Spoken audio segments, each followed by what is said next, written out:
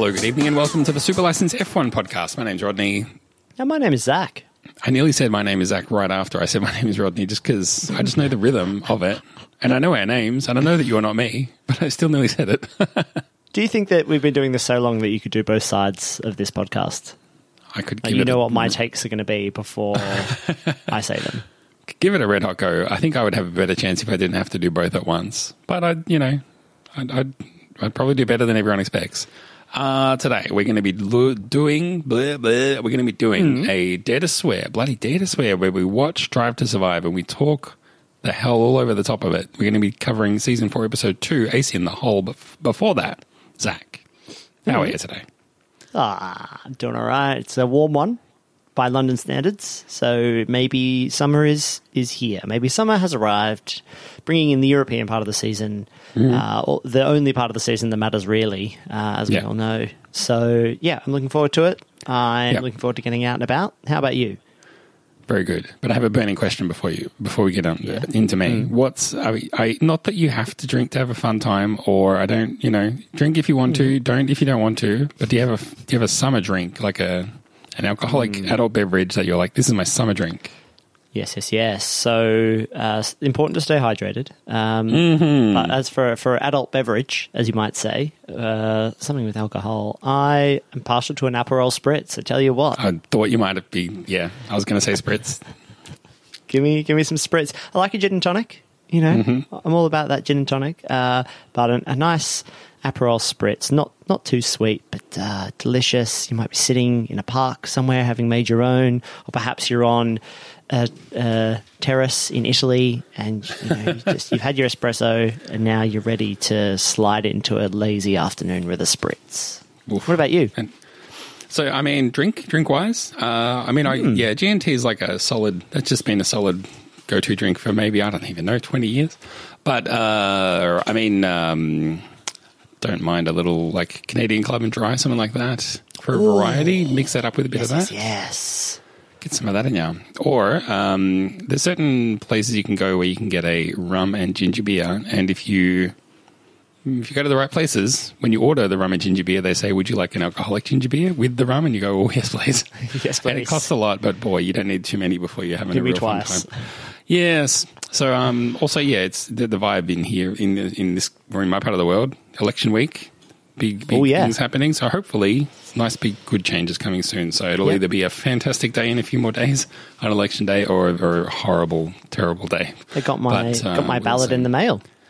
You're voting? I've filled it in, of course. Yeah. How does that even work? Can't you vote in the UK elections as well?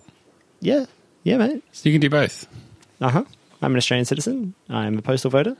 They've sent me my thing. I will fill it in. I'll take it over to Australia House, and I will hand it to them and say, "Here is my vote, sir." Excellent. Tell me you voted Liberal last without telling me that you voted Liberal last. Did you vote in the way that would make me happy? Look, I've watched a Friendly Geordies episode or two. I know what's up. Jeez, I made the mistake of watching a couple, and now every time I look into YouTube, I have to scroll past all of his videos. Oh dear. Oh well. Anyway, this is to a very specific audience. Who are you? Box of neutrals? Come on. Exactly. Although it's YouTube related, and it's with streaming content related, which is what we're going to get into, which is Drive to Survive. So, Dare to Swear. We're going to swear the fuck out of this thing, and I think. Well, I won't spoil anything, but I can see on the screen a little description of the episode. So let's just say it's going to be pretty McLaren adjacent this episode. But before we start, Zach is going to give us a countdown in case anyone wants to sync up now or later on a rewatch. McLaren adjacent is my favourite cocktail. I'll have one McLaren adjacent, please. Excellent. Delicious. Great stuff. And so you're going to give us a countdown, you're going to hit play, and then we're going to get straight into it. Yep, here we go. In 3, 2, 1. Dun dun. Dun dun. Ba-bum. There's a very specific moment that relates to Daniel Ricciardo that I remember, and I'm wondering if it's in this episode or not. Is this the episode? Is this the Zach Brown, like, I am also of Horner and Wolf level of importance to this show? Yeah. I'm the F1 zaddy. God, it's a beautiful office. I really want to go there one day. It's so nice. I'm sure it's in the middle of absolutely nowhere, and it's one of those things that's like, While we're on our holiday, we need to designate one day to go to the McLaren headquarters. And also, it's like 6 hours drive round trip, and I want to stay there all day. Yeah, and also, I don't know if you could just turn up. We'll see. I mean, this is the good thing. This is so true. The Zach Brown came in when McLaren was in real trouble, and he turned them, I think, into a very good car brand with a good Formula One team. And he just loves Daniel, and that's not a bad thing. I mean, the thing is, I have to eat humble pie here because I spent a few years after he took over, and they were crap, basically attributing their performance to him and aligning those two. So now that they're doing well, they had some much better performances, and they're obviously, as a brand, in such a better place. So I kind of have to hand it to him. I have to say, well done. Yeah, he seems genuinely pretty nice. Of the team principals or Formula One personalities, he'd be on I've never said he wasn't nice. I love a coffee. Yeah, I think he's charming, and I think he's personable. I think he'd be fun at the party when he really gets loose. Maybe after a couple of spritzes. But, I mean, I think this is going to be about the ups and downs of McLaren, basically. Their challenges. This is kind of like we build up to the peak brand moment, but now we're going to just watch the wheels fall off a little bit. Like a failed wheel gun onto the Very nuts much. Of a McLaren. Or an ace in the hole, you could say. Right in the hole. Yeah, right in there. So who's the ace in the hole at McLaren? This is what we're going to learn, I suppose, from this Zach episode. Brown. He's the ace in the hole. Zach Brown? Is it Norris? Is it Ricciardo?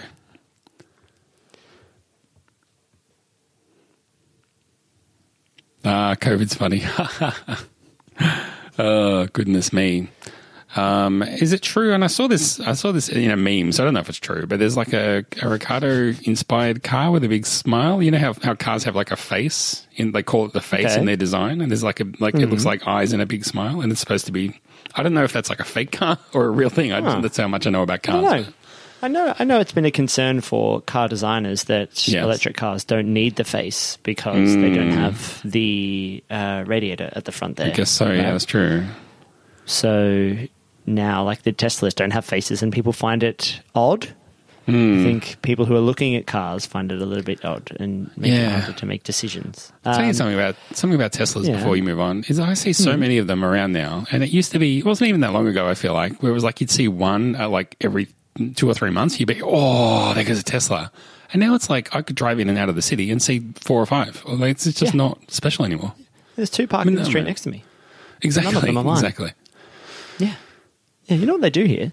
They put, in my suburb, borough, the lampposts have electric car chargers in them. Oh, that's so good. Because they're putting power on the posts anyway. So, yeah. I mean, let's take it as granted we would probably both buy electric cars. Would you buy a Tesla? Or is that brand a bit on the nose because of old mate Musk? Yeah, but what brand? We're talking about car manufacturers. There's none. That's like comparing airlines. There are no good ones. That's not true. I mean, they're in a certain class. They're all horrible. For sure. They've all done bad things to the world, their staff, supply chain, everything. There isn't a good one. Yes, Elon Musk is both a bit of an asshole and also brilliant, but maybe he's just got the profile that could you name another CEO of a car manufacturer that isn't Zach Brown? And tell me anything about them? No, I couldn't, but that's not important. They're probably all dickheads. I'm not a car guy. You're not. I love this. This happened to me. It's like me saying I said I did a Formula One show, and then everyone's like, "You must be a big car guy." I'm like, "I'm a little bit of a car guy, but not a huge car guy. If anything, I like small cars." But you could name another car manufacturing CEO, I'd reckon. But that's like saying name the 5 best magicians in the world. I'm like, well, I'm not a magic guy. I mean, this is just not a fair thing to ask me about. I'm not into close-up magic or trickery. Yeah, exactly. Subterfuge. I like that Daniel did say Daniel to survive. Would you like to rename it Daniel to survive? Is that the thing you were hoping that Daniel would say? It's a very Daniel thing. No, definitely. No, this is a different moment. It has a real emotional weight, and I just wanted to call it out. It's better than Drive to Survive Daniel.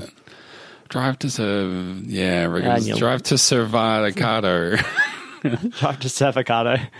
No, I would buy a Tesla. I think that they're one of the only companies that are actually thinking about like the user experience of a car, not just the like, oh, we're a group of engineers who made a car physically work and maybe look nice. It's like, but how does it work when you're sitting inside it? Does it feel nice to use? Yeah. I mean, I guess they understand that principle of like driving a car is more than, you know, when I put the pedal down, the car goes forward. Driving a car is opening the door. Driving a car is like, you know, walking up to it. Driving a car is about like, you know, sitting in it. Yeah, using the screen for Touching GPS. the screen, yeah, exactly. Having your calls come through, having it easy to set up, all those kinds of things. Yes, sure. Especially if you're going to spend a lot of time in it. But no. We're watching... if they made a really little one, that, you know, a little car that would fit like Sainz and Norris and all his small mates. Yeah, exactly, that's right. All of his golf balls, because he keeps losing them. Last time I put called his out... golf clubs in the McLaren that he drove down to this golf course. Last time I called out how we had Christian Horner riding a horse, now we've got Lando Norris playing golf. Here we go. I understand that golf was invented in Scotland, I understand, but it's a very British scene that they're setting. Well, Scotland is in Britain, so that's fine. Sure, yes. It's not English. A complicated thing at all. Fine. No, it is. I was like, how would you feel if I was Lando Norris Formula 1 driver and you were the other guy, Formula 3 driver? What would that dynamic be like, do you think? I mean, I think you would make me your bitch. Yeah, I think that would probably be how I don't think you want to be directly competing with your mates like that. Like in such an objectively like, I am better because look, mine has 1 in the number in the name of the thing that I do. Yours has 3. It's 2 better than you. I mean, your cars even go fast. Like, I would talk about what it's like to drive a Formula 1 car, but I'm not sure you'd get it. You'd do all those humble brags, like, oh man, like it's just almost like the cars are too fast. You know what I mean? Like, it's almost like this is too much for me to handle, but then I do handle it. Then I do handle it. I do make it work. Yeah. It's just like, it's almost like it's just so much work that I just absolutely boss. Yeah, exactly. I'm just, and this old guy who joined the team, I don't even know his name. Mr. Ricciardo, I think is what we call him. He's crap. Yeah. Smash him all over the place. Is that 100 plus, Daniel? No, that was a Powerade, I think. It looked like a Powerade to me. I think one of the objectives, obviously, probably of an episode like this would be like, everyone has this idea of what Daniel's like in their mind. Big smile, always happy. The challenge is going to be, how can we show more dynamics of him? So, I think they do a good job of that in this episode. I can see that. We're getting another one of these. It's like first day at school vibes of people walking around like, hey, it's you. Hey, oh, this guy. Oh, like that. Oh, the sycophants. Or like, hey, Daniel, you swear sometimes, and that's really cool. I mean, I think it's cool as well. I mean, write down. Here's that. What I want you to write down, exactly word for word, this spontaneous thing that you said once. What I want you to write down is, fuck you, Stephen.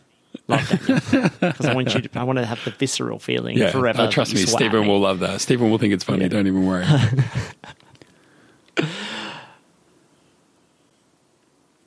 See, he's just the statesman. We're talking about Lando, and then Zach's like, yeah, but he's great. We got 2 great personalities, though. It's like, they're both great. There we go. Look, they're both great. You're saying one goes great and one goes bad. That's not true. They're both great in different ways. Yeah, I want Zach Brown in my corner. He's the best Formula 1 daddy, I think. Not necessarily for output, but for like, if I had to pick one of them to be my boss, I think it would be him. Because he could be both your friend, but also like because you've got all your engineers and other people who will tell you where you're doing wrong, and yourself if you're a Formula 1 driver where you need to improve. But you just need an enabler. And I think that's what Zach Brown is. He's an enabler. The thing is that I think if you worked for Toto, let's just say it's out of Toto, Horner, and Brown, right? Like those are our 3 favorite F1 daddies that we focus on mostly on this. But if it's Toto, you'd be like, I am scared of this guy all the time. Yeah. If it was Horner, it would be like, when he's happy, I'm happy. When he's unhappy, he's going to say he's not super disappointed, but I'm going to know he's really disappointed and I'm going to be gutted. Yeah. But with Brown, you're going to be like, when he's happy, everybody's happy. When he's not happy, he's going to be like, let's try and do better. And you're going to, let me internalize be that motivating. unhappiness. Yeah, exactly. Yeah. He knows where the results are going to come from, and they're going to come from a happy team that doesn't feel too much pressure. And I think that's... Exactly, yeah. He brings that. He's a calming and uplifting influence. I'm sure he has people inside McLaren who are more balanced than that and who are raging and mean and horrible and the like. You need to hit those apexes. That's what Formula One drivers need to do, right? Hit apexes. Yeah. I got to hit them. So we're watching Lando Norris and his old teammate, Carlos Sainz, and there was a lot of criticism in the season before this one for them being like, oh, you made out like Norris and Sainz were teammates, but they really, hated each other. And it's like, they didn't actually really. And it's like, chill out, dude. I think they're going to pains now to say, like, they're different teams, but they're still talking, they're still joking, they're still competitive. That's the correct way to interpret the stuff we were putting out there, not the dumb way you were doing it. But anyway. I also wonder sometimes how much time the drivers actually spend together in individual teams. So let's say you've got 100% of the time of Daniel with McLaren, right? Yeah, right. He probably spends... So 100% of his time with the team in and around the sport. He probably spends, what? I would say 30% of that with Lando. And then 50% overall with like all drivers or other drivers as well. And then 50% without any other drivers and without Lando. Well, remember recently when Hülkenberg subbed in and Magnussen was back and they were like, oh, hey, you're the Suck My Balls guy. And then Hülkenberg was like, yeah, after that happened, like I haven't spoken to him. And it's like, but you guys were both still driving in the sport for the rest of that year. So you really never talked about it, or you didn't even talk to each other? I feel like if you don't want to talk to the other drivers, you kind of don't have to. No, exactly. I'm sure Daniel does, but... There's heaps of cross-team cliques. Daniel and Max are chatting all the time. And he's hanging out with Vettel as well. They're all mates. You can see the clusters of the guys standing together on the... Yeah, they are. On the truck that drives around the track for the drivers' parade. Yes. They have their favourites too. Yeah, I don't know. What's a good example? Like when you...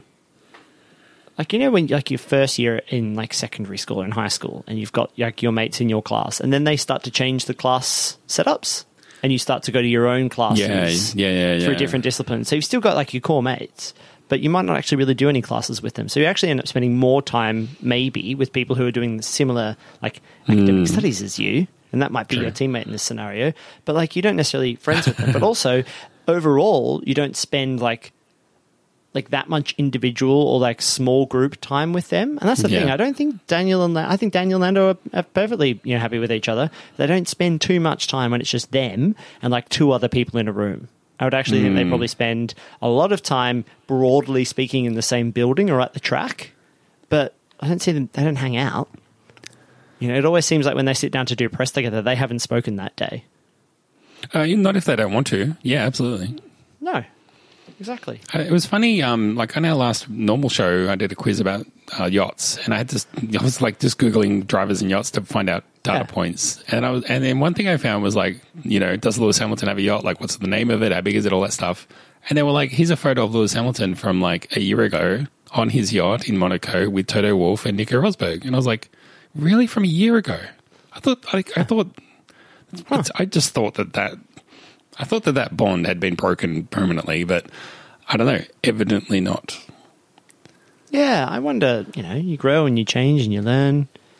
Maybe, they always talk about you become a different person when you're on track, and maybe that inevitably means that you're a different person off track. Yeah, I'd probably become like Schumacher, I reckon, on track. Yeah, this is the bit of this episode that gets me, where Lando's like, I'm so annoyed that I'm losing to Daniel. And I don't think I think what I took away from this upon more reflection was that he wasn't annoyed that it was Daniel or that Daniel was beating. He was annoyed that he wasn't number one in the team. He could swap literally anybody in, even if it was me. I can't believe Zach's beating me. Zach, that best Formula One driver who never drove. Can't believe it. I think he's just annoyed at himself and he's finding ways. Yeah, that's what he means when he says that, though. See, look at that. He's being really mean to himself. And Daniel just all water off a duck's back for Daniel. Except we definitely know that it isn't, because we've just seen 2 whole seasons of Daniel being like, I don't know what to do in my career. I don't know where to go. I'm having such a hard time. That's this whole show. That's the through line of every season so far, is what is going on with Daniel. We need to talk about Daniel. They could have called it that. Toto Wolff does not age, and David Coulthard, who was just in that shot, is definitely aging before our eyes, like every minute. Like, I don't know if it's because he's the owner of Whisper Studios. I think they're the ones who produce this show. Wait, what? Whisk Studios? Whisper Studios, something like that. Oh, yeah. It's something like that. Cool. David Coulthard is Whisper Studio owner of that. It's something like that. Whisper Productions. Whisper TV, exactly. davidcoulthard.co.uk. Yeah. And I'm pretty sure they're the production company for this. Yeah. And they produced, I feel like they might have produced Senna as well and produced some other Formula One and car racing stuff. And that's why they got the nod for this. Yeah. So Whisper Films was set up by Formula One racing driver David Coulthard, sports presenter Jake Humphrey, and Sunil Patel, who invested in something that I can't read because the Google preview shuts off there. Yep. And if I put in Drive to Survive, Whisper Studios. Maybe not. Maybe it was just like the first season or something. I don't know. More investigation needed. Okay. They obviously do something. Whisper Films must do some F1 stuff. Oh, hang on. It's F1 coverage. So maybe they do the Channel 4 coverage for Formula 1? Yeah, they do. Yeah, I thought they had done stuff for Drive to Survive, but I might have been wrong. Maybe they just played some role early, but not anymore. There you go. But yeah, the point being that David Coulthard is just in and around the sport all the time. Oh, yeah, he's just so seamlessly moved into being both like personality, presenter, but also creating the content, and is like a contributor to Formula One being successful in a funny way as well, which is interesting. I don't know. It's an interesting set of... He gives back in the best ways. Yeah, exactly. Except it's all taking stress, man. He looks old. And look, I'm all for people aging. You know, people should do that in any way they want. I'm glad you're for that. If you turn up and Toto Wolff every week... Anti-aging. Yeah. Like if you turn up every week and Toto Wolff looks younger and stronger, it must be disruptive. I haven't seen you in person for a while, but I do feel like I've aged 10 years in the last, over the pandemic. Yeah, of course. Of course. That's just how it goes. I don't know if I see myself in the mirror every day and it's hard to tell. No, you're old. I think you're old. Yeah, thank you. Good. Probably worse than most people, I'd say. Huh.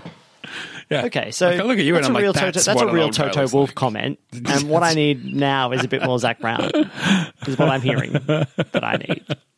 But you age so well. It looks so, you wear it so well. But it's important, Zach, to be distinctive, is what I think Zach Brown would say. From one Zach to another, he'd be like, you're not aging. It's a patina. You've got a patina here. You're becoming more of yourself, if anything. Yeah, you're growing into your best old man version of yourself. Mature man. Go on, Daniel, get off the track and do some overtaking.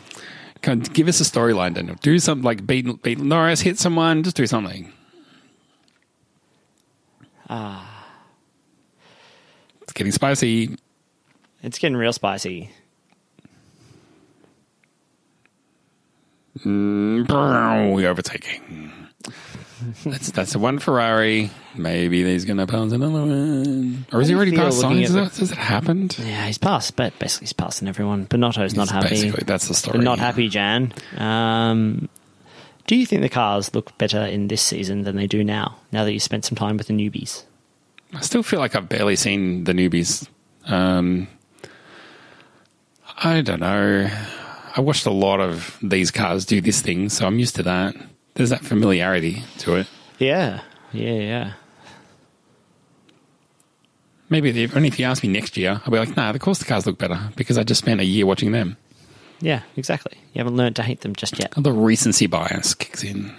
I remember when Lewis used to win races. Good. Far out. Yeah, I remember that. Oh, boy. This feels like I'm watching archival footage or something. Norris is back. He's going to be happy now. like an absent father who's picked up his son and taken him out for lunch at McDonald's, and he's like, is there happy birthday being sung over there? Is that for me? It can be, son. It can be. Of course it is. Yes. For all you know, son, for all you know it is. Who's that guy in the background there chatting to Norris? His man. It's just man, according to the subtitles. Yeah, well. It's a bit of an assumption. Oh, this is Daniel not going well. Yeah, car's no good. Couldn't find the pace. Yeah, it was hidden. Didn't know where it was. Should have looked harder, mate. These look so good in their orange and blue. The papaya and blue, I really like it.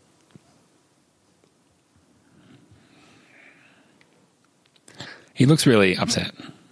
I think genuinely. My name was ZAK. It's cool. Maybe that's, I don't know. You could just when I'm 50, change my name, ZAK. Forget everything you knew about the old ZAC. When I was a kid, I used to just be ZAC. I thought you were always ZACH, and I just always assumed that was ZACH. That was your go. It was, and then I made a decision at some point to add the H in there. Look, I'm not a kid anymore. I'm not ZAC anymore. Forget that. I'm maturing, and I want to be considered as a serious adult. ZACH, please. Maybe every 20 years, I'll add another letter. So next, a few years down the road, I'll be Zaka. That's pretty good. And then perpetually, and this has followed me around my entire life ever since I've started sending emails. Since email was invented, I'll send an email. My name's Rodney Gordon. I'll put thank you from Rodney at the bottom, and they'll say, "Hi, Gordon." Yeah, hi, Gordon. No. The man with two first names. That's it. Would they prefer? Yeah, I need someone with two last names. Would you ever change to Gordon Rodney? No, it's too much like Gordon Ramsay. Oh, yeah, that's true. Not a lot of Gordons going around, is there? Yeah, I guess there's not. Who are there? You count them off. You got Gordon Ramsay. Yep. You got Gordon Gecko. Was that his name? Yep. From Wall Street. Yeah. And then Chicken Gordon Bleu. The Slip Gordon. That's where you failed. The best Gordon. The yummiest Gordon. Yeah. Yeah. And then Gordon Bleu. Yeah, that's it. There are no other Gordons. None.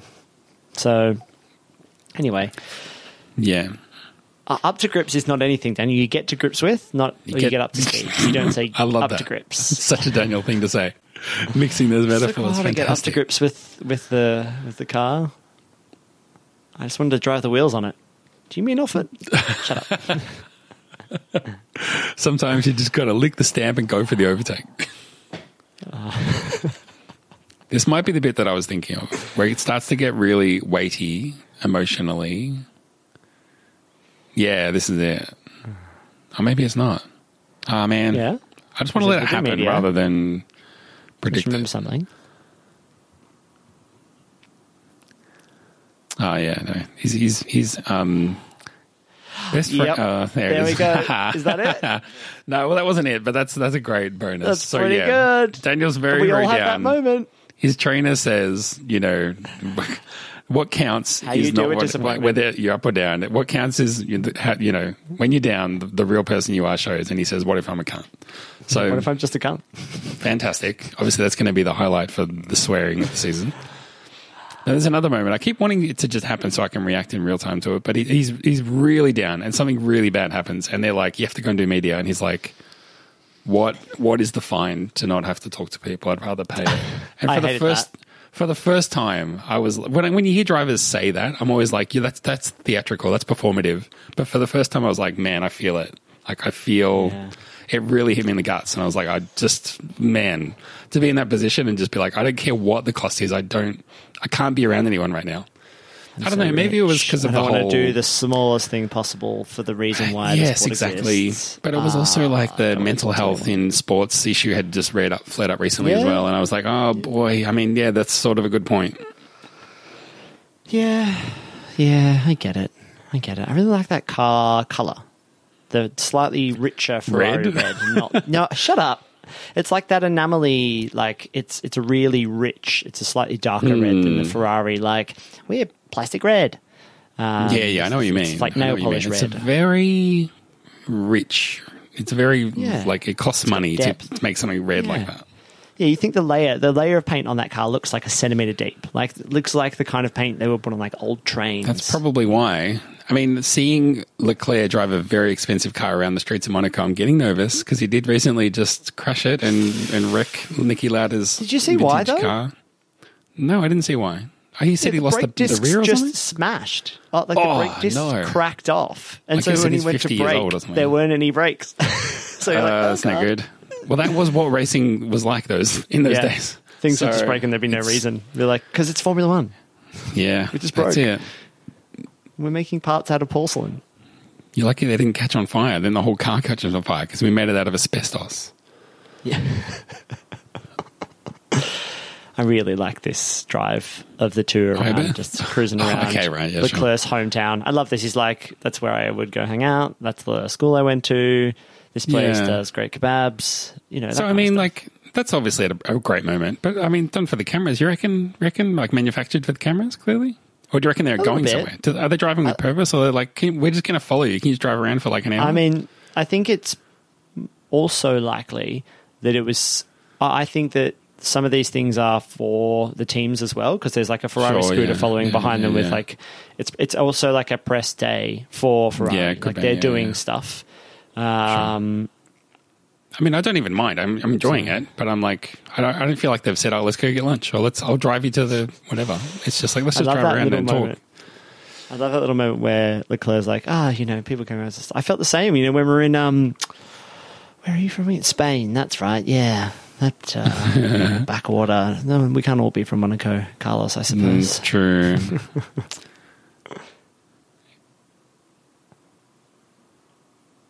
See, these classic Zach Browns are really nice. It's cool. That's what exactly. But I mean, he says that for the cameras, but what I mean is, if you were in a meeting with him, he would say exactly the same thing to you. It wouldn't be like, we're playing a game here. I have to put up a show for the cameras, but when we're behind closed doors, I'm going to talk to you straight. He would say the same thing to you, to your face. Yeah, and I mean, and the way he said it as well, it didn't obfuscate any responsibility, because it's up to Daniel to pick up the pace. It's like, see? It's not like he was like, we've got to give Daniel the best. I mean, he probably does say these things too, right? That we need to give like the best car possible and make sure the whole team is here to support him. Daniel is the king of Monaco. Great opportunity. Yeah, he won that one time. No, it's a great opportunity for them to remind everyone. I remember this guy. He was good. He used to be real good. Yeah. Oh, bloody Christian Horner. Piss off. Hey, we can't go after him every time. He's basically not been in this episode. And there was an important But he's going to pump up the tyres for Daniel Ricciardo now, after he literally drove Ricciardo out of the team by putting, or as Daniel would say, pump up the brakes of... Exactly. He's pumped up the brakes. Yeah, exactly. He tightened up the wings. Yeah. Yeah. You could have had him, is what I'm saying, Horner. Too late now. Just how great he was. Too late. He face first into the pool. It is good. It's iconic. Yeah. That photo where he's mid-air and falling, it's such a good shot. Mm-hmm. See, they're mates.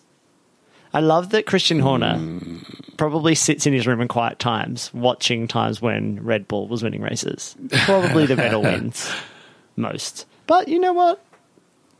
Christian's is always very nice about all the drivers who come through Red Bull. Do you reckon? Do you think he sits back and watches a Mark Webber win? Yeah, I think he probably does. I think they're probably mates. I don't think he harbours any... He doesn't like it when drivers underperform, but I think that he loves success. So he will love all of those wins equally, I think. Yeah. Every single win, he would have them all in his mind and be that was fucking amazing and you were great for winning that with us. I think as fans, we generate these narratives for ourselves, and we, I know we're like commentating on a show that does this, but we cast people in roles and we write our own narratives for how things are, and then we just continue them on forever as if that's just the reality. When really, everyone's in the heat of the moment during the season, and then the next season, if that driver retires or whatever, it's all kind of gone. Like, it's just, who cares about that anymore? I mean, I care. You probably do. We're watching this. Yeah. Presumably people listening care. But, Webber and Horner don't care.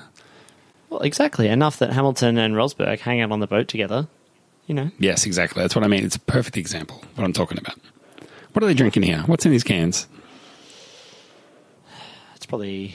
Sparkling water? Shell's version of pick-me-up oil. To be a smooth racer, you need smooth insides. So lube it up with Shell Leclerc oil. And Carlos, those masks are not doing anything around your chin and in your hand. Put them on your face. That's where they belong. Cover your nose and chin fully. I always feel bad for you got to be wearing your team masks, right? Yeah. Why don't you just have the little surgical masks? Like, how are there not enough team masks to go around? Yeah.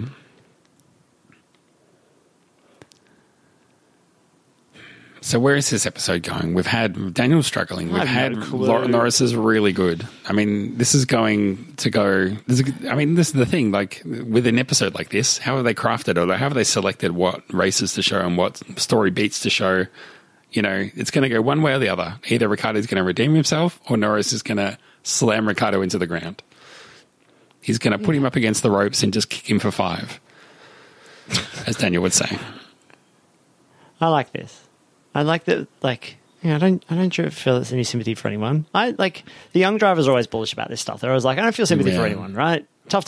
Yeah. Because they're still in that moment, especially Yeah. if you're not sure that how successful your career will be. They're in that moment where they're like, no, I'm competing with hundreds of other drivers. Exactly. And then I feel like there's a turning point for some drivers, or like a cliff that they there's a tipping point is a better word, sorry, where they go like, wait a second, I've been in Formula 1 for like 5 years. I'm in a good team. I've got a 3-year contract. Like, don't worry about it. Like, yeah, I can. And I think they grow again. I think they can be a little bit more like, yeah, I have sympathy for the other drivers. Like, could you imagine Lando Norris right now, like, leading the drivers, what's it called? Like the F1 drivers group, or, you know, the drivers union or whatever it is? No, because he's focused on making his career successful right now. It's only once you move into that, like, that's where Grosjean got to, and like Vettel's there now. I think drivers have become slightly different again. I don't know if Daniel's there, but when you feel like you're maybe not fighting for your life anymore, that the drivers can become a little bit more like, oh yeah, wait, we're just like, we're the group, we're the people, like we're in Formula 1 now. And I'm sure that like that doesn't sit well with the new drivers. So like, yeah, it's all good for you with your big long contract and your, you know, great sponsors and all that kind of stuff, but I am fighting for my life. So there's this, I think that there's these interesting dynamics between here. So of course Lando's like, yeah, it's true, I don't feel any sympathy for Daniel. But why would I? Because I think he'll work it out, and he's a grown-up. I think the comment was a little bit pointed and a little bit pubbed, but also it was overblown. And I think it's interesting to see it for the behind the scenes of like, well, what did you mean? I mean, you can see him talking to Daniel. It's like, I'm not mad at you. I'm like holding, like, I don't wish you any ill. I just, you know, I'm also just driving for myself. Because that's what I'm paid to do. That's my job. And then also Daniel was like, yeah, I get it, that's fine. And the team's like, well, cool, we'll fucking shut up about it. Stop talking about it. Yeah, guys, we're on television. Stop talking about it. This was a good livery, this Gulf. I mean, not that whatever, oil company. But, you know, cars are cool. You can admire the livery. Yeah. Admire it. Admire the livery. Although you should never do this as a Formula 1 team. Never, ever do anything special or interesting or celebrate anything because you will fail that weekend. Don't do it. It's bad luck. Don't have special hats or special livery, or be like, it's been 200 years since we first turned the wheel in anger. I mean, you could do that, but maybe just there has to be an understanding that if you draw all of that attention to yourself, you have then got to back it up. Exactly. Oh, this was sad. No, this was bad. I don't like this. Oh, and he took pole, and he's just always like, what can I do? Has Leclerc ever won in Monaco? I feel like he hasn't. No. He's only been around for like 4 minutes as well. But he does okay. Usually he's like on form going into the race, and you're like, oh, he might be a chance here. I love it when a driver wins a home race. I feel like that's really special to me. But yeah. He always finds a way, or something happens for it to not happen. Yeah, because he's made a mistake. You know what his mistake was, Rod? Going to Ferrari. Yeah. Don't do it. So if you could only win one race, would it be the Australian Grand Prix then? Spa, please. Australian Grand Prix. So you're saying, even though you just said, like, it means special, it's something special to me when drivers win their home race. Yes, but that's for you, true. not so much. No, it would be special if I was a Formula 1 driver and I won my home race. Of course that would be special. But if I could only win one, it wouldn't be my home race. It would be more special to me to win my favourite race. Yeah, that is a good... I like that. It'd be pretty good to win Spa. I think that's actually pretty good. The thing is, you win Monaco, and it's kind of like, I mean, well, what you set out of the wall. Okay, that's sort of like fine. I don't know. It's pretty just stressful, though. Like, lots of things are stressful that are not like things that I want to do. Most things.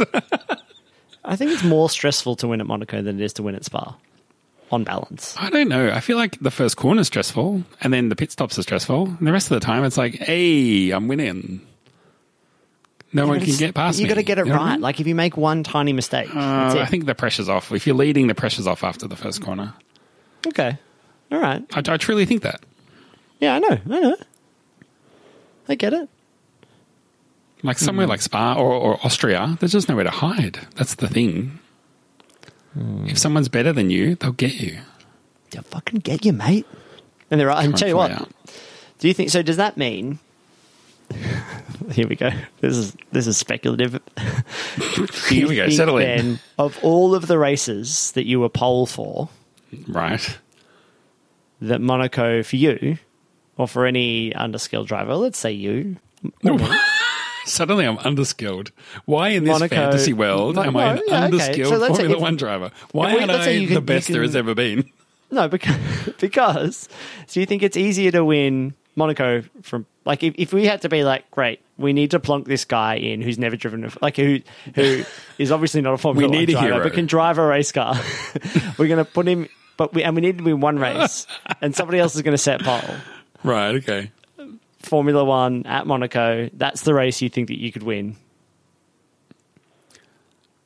What I'm saying is, if I'm first through the first corner, it's less stressful than any other track. That's what I'm saying.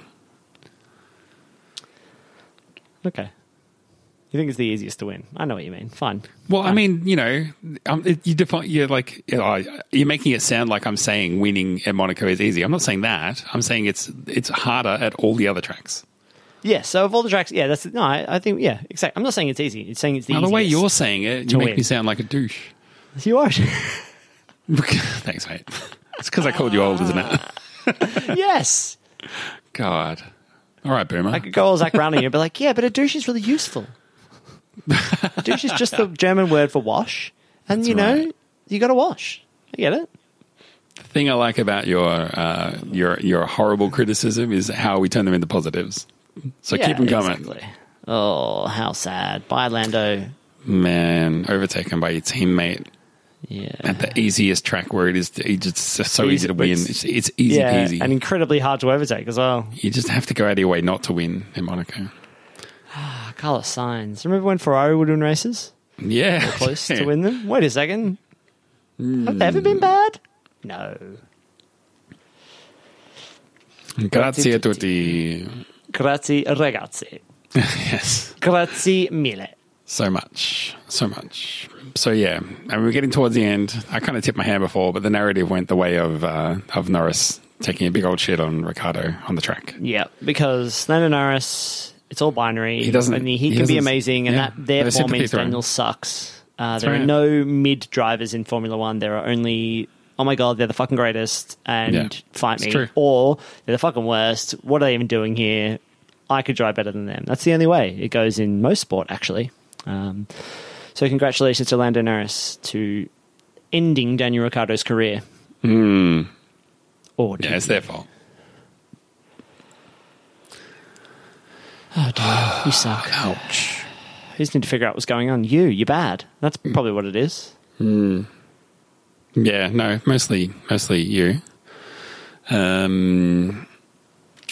What do you do? Sounds like you do. Maybe we Bit of a get shit rid run. of you See, and it's have coming, someone Daniel, else. I promise. All right, yeah, exactly.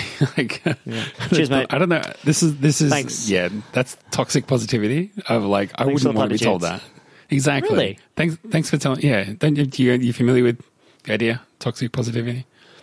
Like you can handle everything that life throws at you. You can handle. It's like that's not what I want to hear right now. I want you to tell me it sucks that I have to deal with this, and just like stand beside me. Don't Don't give me empty platitudes because that's worse. That makes me feel worse. Yeah. This might be the bit that I was talking about before. Can't remember. Wish I could.